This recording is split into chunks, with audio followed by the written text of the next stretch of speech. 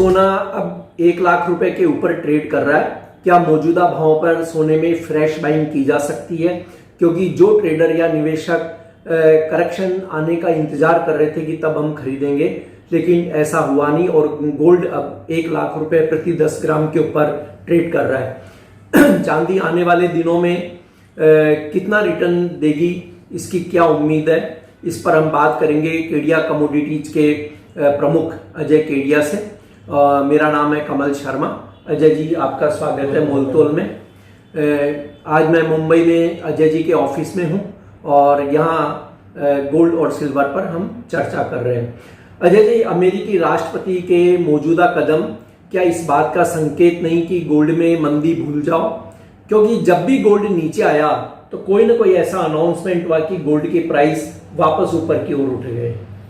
देखिए कमल जी, बिल्कुल आपने सही कहा कि डोनाल्ड ट्रंप आने के बाद से ही हमने देखा कि सोने और चांदी के पर निकल आए। क्योंकि जब हम अक्टूबर नवंबर में थे तब वहां से हमने देखा एक बड़ी रैली आई।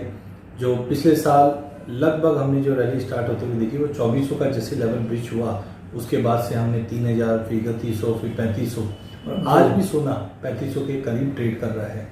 मुझे लगता है यस, डोनाल्ड ट्रंप आने के बाद सोने चांदी को सपोर्ट मिलना था, बट मिल चुका है। आप नवंबर का लो देखिए, नवंबर से लेकर अगर जुलाई के एंड तक का देखिए तो हमने बहुत बड़ी रैली देखी है। आज यूएस ईरान के बीच में तनाव बढ़ा, तब भी सोना 3500 का पार नहीं किया लेवल। टैरिफ जनवरी में अप्रैल में जो सीन्स बने उसके बाद भी 3500 का पार नहीं किया जी। तो यस, तेजी रहेगी मार्केट में, लेकिन 3500 के ऊपर सस्टेनेबिलिटी भी नहीं है। हो सकता है टेक्निकली एक बार 36-40 दिख जाए, बट ओवरऑल मुझे लगता है कि हमने 3500 का जो टॉप कर चुके हैं। जैसे से डी एस्केलेशन होगा तो प्राइस धीरे धीरे नीचे वापस 3100 या उसके नीचे आ सकती है, बट अब बॉटम मतलब टॉप बनता हुआ दिख रहा है। हालांकि अभी भी वॉलिटिलिटी कंटिन्यू रहेगी।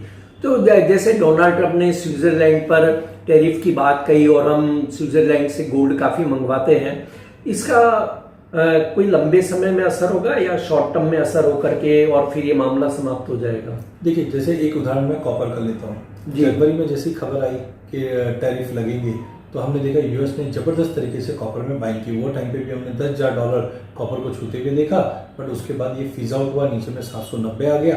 फिर वापस अप्रैल में हमने बनते हुए देखा, या अभी हमने देखा कि वो टैरिफ के अंदर रिफाइंड को चेंज किया और कॉपर में गिरावट। तो मुझे लगता है यस, जो आज की तेजी है इसका रेप्लिका 1 हफ्ते पहले समझ में आ गया था। वो टाइम पे ये नहीं समझ में आती तेजी आ क्यों रही है, लेकिन आप देखिए 32-60 से सोना बढ़ता है और आज 35-34 का हाई मार देता है जी। तो ये जो $200 से ज्यादा की तेजी बनी है, मुझे लगता है ये टैरिफ हिंटेड थी जिसकी वजह से आई। क्योंकि आप ये देखो कि लास्ट 7-8-10 दिन के अंदर कोई मेजर चेंजेस नहीं है, ना टैरिफ है या लड़ाई है, ये तो पहले से चल रही थी। तो मुझे लगता है ये उसी कारणवश हमने ये $200 की तेजी देखी है।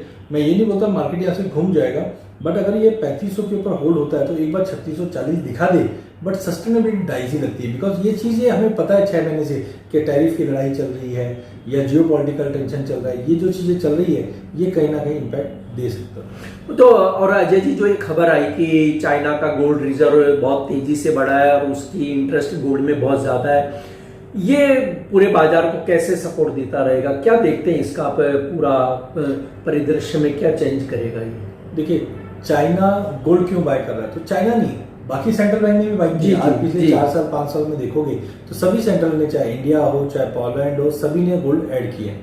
चाइना ने क्यों ऐड किया, उसका सबसे बड़ा कारण है कि हमने कोविड के बाद से ही देखा चाइनीज इकोनॉमी में कोई भी बड़ी चहल पहल नहीं थी। इकोनॉमी स्लो डाउन था, रिसेशन का फियर था, और चाइना की एक अच्छी रिपोर्ट आई जहां पे इन्वेस्टमेंट से लोग निकलकर सोने की तरफ मूव किया है। तो इसकी वजह से डोमेस्टिक डिमांड वहां पे इंप्रूव हुई और सेंट्रल बैंक की बाइंग भी हुई। हालांकि डी डॉलराइजेशन के चलते कहीं ना कहीं डॉलर से दूर भागे तो गोल्ड भी आ रहा है, बट मुझे लगता है चाइना एवरेज हम साल में देखते हैं 700-800 टन तो नॉर्मल है, तो वो तो इंपोर्ट हो ही रहा है। सेंट्रल बैंक की भी एडिशन है, बट ये भी हम 4 साल से देख रहे हैं, तो ये थोड़ा बहुत सपोर्ट कर ही रहा है। ETF की बाइंग भी देखी गई है। तो अजय जी, ऐसे में अब एक सवाल मुख्य ये आता है, क्योंकि आपने जैसे कहा कि $3500 के ऊपर के प्राइस शायद टिक नहीं पाए, तो गोल्ड का बेस प्राइस अब क्या होगा MCX में? क्योंकि यहाँ मैं भारतीयों के हिसाब से, भारतीय ट्रेडर के हिसाब से आपसे पूछना चाहता हूँ रुपए टर्म में। साथ ही नियर टर्म में आप गोल्ड के प्राइस रेंज को क्या देखते हैं? देखिए, मैंने पिछले साल दिवाली पे जब व्यू रखा था तब मैंने क्लियर कट कहा था कि गोल्ड में फर्स्ट हाफ में तेजी रहेगी, सेकंड हाफ में मुझे करेक्शन दिखी। जी जी। तो फर्स्ट हाफ में ही हमने 3500 का लेवल देखा, 3500 से 3100 तक का लेवल इंटरनेशनल में हमने आते हुए देखा और अब मार्केट फिर से 3500 पे पहुंच गया। मुझे लगता है सेकंड हाफ में गोल्ड साइडवे टू नेगेटिव रहना चाहिए। डोमेस्टिक मार्केट में हालांकि पिछले एक हफ्ता 10 दिन में जो बड़ी तेजी आई है उसका ज़्यादा बड़ा कारण जो था वो रुपया था। जो रुपया हमने 85-20 के करीब थे वो अब 88 के करीब पहुंच चुका है, जिसके चलते हमने ये तेजी देखी है। बट अगर रेंज की बात करें दिवाली तक तो मुझे लगता है यस, थोड़े रुपए की गिरावट वजह से रेंज चेंज हुआ है। जहाँ पे हम 1,03,000 पकड़ रहे थे अब 1,05,500 के आसपास का हाई मैक्सिमम दिखाई दे रहा है। जबकि सपोर्ट की अगर बात करें तो मुझे लगता है कि जैसे ही प्राइजेस समझो 99 के नीचे अगर होल्ड करता है तो 93,500 से 94 तक के लेवल तो बैर मिनिमम आने चाहिए। बट गोल्ड अब यहाँ से एक्स्ट्रा ऑर्डिनरी जो 20-20 टके की तेजी हमने पिछले 3-4 सालों में देखी है वैसी तेजी नहीं दिखाई दे रही, slow and study market hold करता है। तो गोल्ड के भाव देखिए 1 लाख रुपए के ऊपर है अभी तो, और क्या लोग इसमें अभी फ्रेश बाइंग कर सकते हैं, खासकर वे लोग जो कहते थे कि भाई करेक्शन आएगा तो मैं गोल्ड खरीदूंगा, और आपने भी मोल तोल के कई शो में बात कही कि गोल्ड खरीदा जा सकता है, लेकिन शायद लोगों को इंतजार था कि और गिरावट आएगी। अब वे लोग सोचते हैं उल्टा कि अब वे सोचते हैं कि शायद अब तेजी का दौर बना रहेगा। तो आप ऐसे लोगों को क्या राय देंगे जो पहले खरीद नहीं पाए, और क्या वर्तमान रेट पर उन्हें खरीद कर लेनी चाहिए? बिल्कुल कमल जी, जैसे आप गोल्ड में तेजी की बात करें तो 2019 सितंबर से जी मैं कंसिस्टेंटली सबको बोलता था सोना ले, सोना ले, सोना ले। बिल्कुल। लेकिन अब सेकंड हाफ से मैं कभी नहीं बोलता सोना ले, सोना ले। मुझे लगता है कॉशियस रहो, कॉशियस रहो। नीचे में मैं जरूर देख रहा हूँ कि 3100 भी तोड़ेगा, 28.5 भी आएगा, 27 भी आएगा, हो सकता है 2400 भी आए। लेकिन ध्यान रखिए ये कोई एक दिन में, एक महीने में नहीं। बिल्कुल। ये जो रेंज बता रहा हूँ वो साल भर की रेंज बता रहा हूँ मैं। मुझे लगता है जिन लोग छूट चुके हैं उसका एक अच्छा तरीका है ऑप्शन राइटिंग कीजिए। नीचे आया तो माल मिलेगा। लेकिन करंट लेवल से छोटी क्वांटिटी भले आप ट्रेड के पॉइंट ऑफ व्यू, बड़ा निवेश गोल्ड में ये लेवल पे एंटर करना मुझे ना गवा रहा है, बिकॉज यहाँ से रिटर्न नहीं बन सकता। चांदी लीजिए, अच्छा रिटर्न बनेगा अभी भी, लेकिन सोने में ये लेवल पे मेरा रिकमेंडेशन नहीं है कि बहुत एग्रेसिव बाइंग करें। आप 1,05,000 1,06,000 के लिए बाई कीजिए, निकल जाइए, बट कोई बड़ी स्टॉकिंग ये लेवल पे नहीं करनी चाहिए। जी, मुझे बहुत अच्छे से याद है अजय जी कि आप मोल तोल पे आपने 52,000, 55,000, 57,000, 60,000, 62,000 पे भी लगातार बोला था कि गोल्ड खरीदो और पेशेंस रखो। अगर धैर्य रखोगे तो पैसा कमा लोगे। लेकिन शायद तब भी लोग ये मानते थे कि अरे 2-3 हजार पे नीचे हो गया तो क्या होगा, और अब हम देख रहे हैं कि वहां से उस प्राइस से तो जस्ट डबल हुआ ही है, यानी इससे बेटर रिटर्न शायद ही कोई एसेट्स दे पाए। अब अजय जी, चांदी की आपने अभी बात कही, तो चांदी में आप मौजूदा वैश्विक हालातों में क्या सोचते हैं? देखिए, चांदी सोने से ज्यादा तेज दिखती है मुझे, लेकिन पिछले 5 सालों में आप देखोगे तो सोना ज्यादा बढ़ा है चांदी के मुकाबले। उसके पीछे कारण है। देखिए, चांदी में आज 56% इंडस्ट्रियल डिमांड होती है।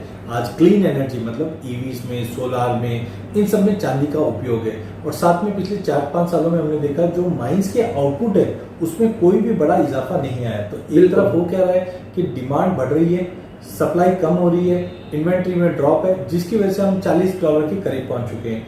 मेरा मानना है कि साल के अंत तक की अगर हम बात करें तो ये रेशियो कहीं ना गोल्ड सिल्वर रेशियो जो होता है देखने के लिए 50 सालों में 90 के ऊपर कभी कभी ये टिकी ही नहीं है। और इस वक्त हम देख रहे हैं 107 का हाई लगाकर अब एग्जैक्टली 90 के करीब ट्रेड कर रही है। मेरा मानना है लॉन्ग टर्म में ये रेशियो 74-75 तक आ जाएगा। और जैसे ये 74-75 आएगा, आप मान के चलो चांदी 130 तो इमीडिएट टारगेट है, बट उसके बियॉन्ड भी जा सकती है, बट समय लगा है। लेकिन हाँ, ध्यान रखिए अगर सोने में करेक्शन आता है तो चांदी में करेक्टिव डिप जरूर आएगा, बट मुनाफे के लिए चांदी लेना, सेफ्टी के लिए सोना लेना। तो सोना सेफ्टी के लिए ठीक है, बट रिटर्न आपको चांदी में ही बनता हुआ दिखेगा। लेकिन जो ट्रेडर हाई रिस्क ले सकते हैं, क्योंकि उन्हें हाई रिस्क का वो ये सिद्धांत मानते हैं कि वो रिवार्ड भी हाई देता है, तो उन्हें आप क्या राय देंगे? यानी पोर्टफोलियो में गोल्ड सिल्वर किस रेशो में रखना चाहिए, कि कितने प्रतिशत वो अपने निवेश गोल्ड में रखे और कितना प्रतिशत सिल्वर में, जो हाई रिस्क ले सकते हैं? बिल्कुल। देखिए, सबसे पहले जब हम पोर्टफोलियो की बात करते हैं तो ये फाइनेंशियल एडवाइजर का काम होता है। तो पहले तो आप अपने फाइनेंशियल एडवाइजर के पास जाएंगे तो डेफिनेटली वो आपको और अच्छा गाइड कर पाएंगे। लेकिन मेरा मानना है, जैसे मैंने भी सबके इंडिविजुअल रहते हैं, तो मेरा मानना है इक्विटी का पोर्टफोलियो में 20% तक अगर आप बुलियन में निवेश करते हो जी। तो उससे बेनिफिट होगा कि कभी भी इक्विटी में फॉल आएगा तो गोल्ड देगा। जैसे आज म्यूचुअल फंड में हम काफी मल्टी एसेट देख रहे हैं, बिल्कुल। तो उसमें 20% होना चाहिए। लेकिन अगर 20% के अंदर भी अगर मेरा प्रोपोर्शन बात करूं मैं, तो मैं उसको एटलीस्ट 70-30 के प्रोपोर्शन रखूंगा, जहाँ पे 70% मैं चांदी में डालूंगा और 30 या हो सकता है 75-25 की भी कॉम्बिनेशन में देखूं, तो मुझे लगता है पोर्टफोलियो बेटर रिटर्न देता हुआ दिखेगा। तो क्या जो मौजूदा भाव है अजय जी, उस पर चांदी में कोई फ्रेश बाइंग करना चाहे कि आने वाले कुछ समय में चांदी बेटर रिटर्न देगी? हो सकता है 1 साल 2 साल 3 साल के भी हो सकते हैं, क्योंकि देखिए इंडस्ट्रियल ग्रोथ एक दिन में नहीं होती है, हर कंट्री उसमें लगा हुआ है, वहां पर चांदी की खपत तेजी से बढ़ रही है। तो ऐसे में क्या मौजूदा भाव पर चांदी में फ्रेश बाइंग की जा सकती है या फिर यहाँ पर भी वेट करना चाहिए? देखिए हम जो भी क्लाइंट्स को हम सजेस्ट करते हैं तो उन्होंने हमें बताया कि चढ़ के बाय मत कीजिए, क्योंकि हमने पहले भी देखा 1,16,000 का लेवल छुआ, फिर 1,09,000 तक आया, तो एक करेक्शन तो ड्यू है। तो ऐसे समय में ऑप्शन की रणनीति बना के ट्रेड कीजिए, जहाँ पे आप नीचे के पुट बेच सकते हैं, सो दैट 1,05,000 1,06,000 तक आता है, तो वो फ्रेश एंट्री के लिए बड़ा मौका रहेगा। हाँ, एक चीज ध्यान रखिए, 1,18,000 का लेवल ब्रीच होता है तो एक स्पाइक लग सकता है जो 1,22,000 से 1,24,000 तक का लेवल इनिशियली दिखे, बट उसमें क्या पैसा नहीं बनेगा। तो करंट लेवल से थोड़ा वेट एंड वॉच रखिए, नीचे में वापस 1,5 1,6 तक आएगा तो रिव्यू कीजिए, फिर एंट्री कीजिए। बट ओवरऑल चांदी सोने से ज्यादा स्ट्रांग और मजबूत दिखाई देती है। ये तो अजय जी आपने बात कही ऑप्शन की, मान लीजिए कोई फिजिकल हाजिर में चांदी लेना चाहे या ETF लेना चाहे, उन्हें आप क्या सलाह देंगे? देखिए सबसे पहले आपको ये समझना है कि आपको चांदी चाहिए क्यों। अगर आप कंजम्पशन पॉइंट ऑफ व्यू से देख रहे हैं तो बिल्कुल आप जाइए अभी का भी ले लीजिए, क्योंकि जब हम कंजम्पशन करते हैं तो बेचने के लिए वापस नहीं आते। बिल्कुल। लेकिन अगर आप ETF के बायर है तो stay away as of now. जैसे गोल्ड ETF है तो आई एम नॉट एक्सपेक्टिंग कि वहां पे कोई बेटर रिटर्न बनेगा, क्योंकि 3-4 साल में अच्छा बन चुका है। चांदी में अभी भी स्कोप है कि आपको 25-30% का रिटर्न करंट लेवल से भी बन सकता है, क्योंकि 1,30 तक है। तो यहाँ पे आप ETF में जब बाय कर रहे हो तो मिनिमम 2 साल का एक व्यू लेके चलिए। ऐसा मत करना कि आज ले लिया, 3-4-6 महीने में थोड़ा करेक्टिव डिप आ गया और आप निकल गए, तो पैसा नहीं बनेगा। एटलीस्ट करंट लेवल से अगर आप ETF में या फिजिकल में देख रहे हो तो 1.5 से 2 साल की अवधि का व्यू लेकर ही काम करें तो मुनाफा अच्छा बन सकता है। अब अजय जी यहाँ पर एक और बात आती है कि देखिए जो पुराने ट्रेडर हैं या जो हम कहते हैं कि आयु में थोड़े बड़े हैं, उनका ट्रेड करने का नजरिया परंपरागत रूप से अलग है, और जो बिल्कुल यंग जनरेशन आ रही है कॉलेज यूनिवर्सिटी करके और उन्हें फाइनेंशियल अवेयरनेस हुई है, उन लोगों को आप क्या सलाह देंगे कि किस तरह से उन्हें ट्रेड करना चाहिए? ऑप्शंस पे जाना चाहिए, फ्यूचर में जाना चाहिए, या फिर उन्हें ETF जैसे जो दूसरे हैं, या हम गोल्ड में तो कहते हैं कि डिजिटल गोल्ड भी है, तो उन तरह के किस तरह के प्रोडक्ट में उन्हें ज्यादा ध्यान देना चाहिए? देखिए अब तक मैं ये मानता हूँ इंडियन आदमी कभी सोना चांदी बाय किया ही नहीं है। हमने कंज्यूम किया, अक्षय तृतीया धनतेरस में जाते हैं और खरीद के लेकर आते हैं कंजम्पशन के लिए। लेकिन पिछले 10 सालों में प्रोडक्ट में बहुत इनोवेशंस आए हैं और अब लोग निवेश के लिए सोने चांदी को देख रहे हैं। अब उसमें आप समझिए कि अगर आप निवेश के लिए देखते हैं तो सबसे पहले सेफ्टी दिखाया जाता है। सोने चांदी से बड़ा कोई सेफ्टी है ही नहीं है, सबसे बड़ी सेफ्टी उसी में ही है। सेकंड, पिछले 20 सालों में मैंने कभी नहीं देखा कि सोने में एक साल में 10% से ज्यादा का नेगेटिव रिटर्न क्लोजिंग बेस पे आया है। स्पाइक मारा है बट सस्टेन नहीं किया है। हाँ, टाइम करेक्शन जरूर हो सकता है। तो यहाँ पे पहला, सोने कमोडिटी में जब भी आप निवेश करते हैं थोड़ी लंबी अवधि का व्यू लेके चलिए। इक्विटी से कमोडिटी बहुत अलग है। तो यहाँ से अगर 2-2.5 साल की अगर बात करें तो ETF में जैसे आप इक्विटी के अंदर SIP करते हैं, वैसे आप सोने चांदी में ETF के अंदर SIP कर लीजिए। व्यू 2 से 2.5 साल का रखिए। इक्विटी को सोना बीट करता हुआ अभी भी दिखेगा। जिस ढंग से जियोपॉलिटिकल टेंशन, सेंट्रल बैंक की रेट कटिंग और इन्फ्लेशन सब बने हुए हैं, ये लॉन्ग टर्म के लिए भी अच्छा देगा। बट हो सकता है 3 साल 4 साल की बड़ी तेजी के बाद गोल्ड थोड़ा सा टाइम करेक्शन में आ जाए, लेकिन चांदी मुझे अभी भी बहुत स्ट्रॉन्ग दिखती है। अब अजय जी देखिए, हम देख रहे हैं कि लंबे समय से सभी का ध्यान केवल गोल्ड सिल्वर पर है। ट्रेड कर रहे हैं या वो गोल्ड सिल्वर के बारे में ही सोचते हैं, लेकिन यदि अन्य कमोडिटी की हम बात करें कि कोई ऐसी कमोडिटी भी आने वाले समय में उभर के सामने आने वाली कि जब वो अचानक लोगों को चौंका देगी और लोग कहेंगे कि भाई गोल्ड सिल्वर के बजाय इस कमोडिटी पे भी हमें ध्यान देना चाहिए था, या अब हमें ध्यान देना चाहिए, ऐसी कोई कमोडिटी उभर के आएगी सामने? बहुत सारी। देखिए मैं आज 20 साल से ज्यादा ही हो गया, 20 साल से कमोडिटी को ट्रैक करता हूँ जी। सितंबर 2019 में मैंने कहा था कमोडिटी सुपर साइकिल एक के बाद एक कमोडिटी शूट अप करेगी। आज चांदी डबल हो चुका है, सोना डबल हो चुका है, और मैं बार बार मैं ये बोलता हूँ खाली इन्वेस्टमेंट के तौर पे आप सोने चांदी को मत देखिए। आप पिछले साल का मेरा कोई भी वीडियो उठा के देख लीजिए, मैंने प्लेटिनम के लिए कहा था जी $650-700 प्लेटिनम हो गया था और आज $1500 है। प्लेटिनम भी आज 1500 के ऊपर है। अभी M6 में निकल लॉन्च हो रहा है, ये भी बहुत बड़ा कमोडिटी है। आज कॉपर की बात कर ले हम लोग, आज ईवीज के अंदर जहां 16% का कॉपर वायरिंग होता था वहां 62% पहुंच चुका है। कॉपर में भी मुझे लगता है एक बड़ी तेजी बाकी है। तो सोना चांदी में अभी भी प्रेफर्ड चांदी है, बट इसके अलावा भी काफी, अगर मैं नॉन एग्री की बात करूँ, एग्री के तो मैं काफी प्रेमी हूँ और आप जानते भी हो एग्री के अंदर बहुत होते भी हैं, लेकिन अगर नॉन एग्री की बात करता हूँ तो अभी भी मुझे लगता है प्लेटिनम और गोल्ड का रेशियो मुझे दिखाता है कि प्लेटिनम 1850 से $1900 तक जा सकता है, लेकिन इसको साल भर का व्यू लेके चलिए, एक बड़ी तेजी के बाद थोड़ा पुल ऑफ होगा। दूसरा कॉपर है। कॉपर में मुझे लगता है अभी थोड़ा सा ठहराव है, लेकिन अगर ये 850 के करीब मिले लेके चलिए, 750 का स्टॉप लॉस जरूर रखिए। ऊपर में मुझे 1200 तक का लेवल लगता है, क्योंकि इंडस्ट्रियल डिमांड बढ़ेगी तो कॉपर में तेजी आएगी। निकल हो गया, ये सब कमोडिटी में मुझे अभी भी तेजी लगती है। अब देखिए, जैसे आपने अभी कॉपर की बात कही, तो कॉपर तो चलिए कि एक्सचेंज में अवेलेबल है, लेकिन प्लेटिनियम अगर कोई खरीदना चाहे तो उसके लिए क्या रास्ता होता है कि कैसे वो प्लेटिनियम में बाई करे? क्योंकि आपने कहा ही है कि आगे आने वाले समय में प्लेटिनियम भी एक और बेहतर कमोडिटी होगी, हालांकि ऑलरेडी उसके प्राइस डबल हो चुके हैं।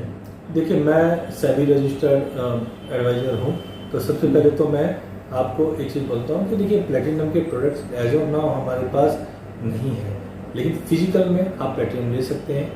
लेकिन आप अपने फाइनेंशियल एडवाइजर की सलाह लो तो वो आपको अच्छा गाइड कर सकते हैं। मुझे लगता है कि ग्लोबल मार्केट में कुछ अवेलेबल्स है, ETF भी अवेलेबल है, वहाँ पे ले सकते हैं, अदरवाइज फिजिकल भी आप लेके काम कर सकते हैं।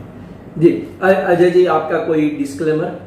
देखिए, आज हमने M6 के गोल्ड सिल्वर की बात की है, मेरी पर्सनल कोई पोजीशन नहीं है, मेरे क्लाइंटों की हो सकती है। सेकंड, जब भी आप कमोडिटी में निवेश करते हैं तो जोखिम रहता है कमोडिटी में, इक्विटी की जैसे कमोडिटी में भी रहता है। इसके लिए आप अपने फाइनेंशियल एडवाइजर की सलाह लेकर ही इसमें निवेश करें। जी, आपका धन्यवाद, शुक्रिया अजय। नमस्कार।